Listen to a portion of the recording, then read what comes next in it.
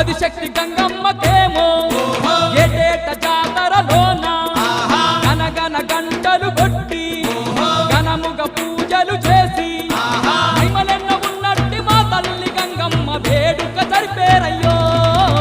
గంగమ్మ తిరునాళ్ళు రన్నో బొబ్బయ్యల కోటి భక్తులురా రత్నాల గంగమ్మ మొక్కులు తీర్చగ బయలెల్లి వచ్చేరురా.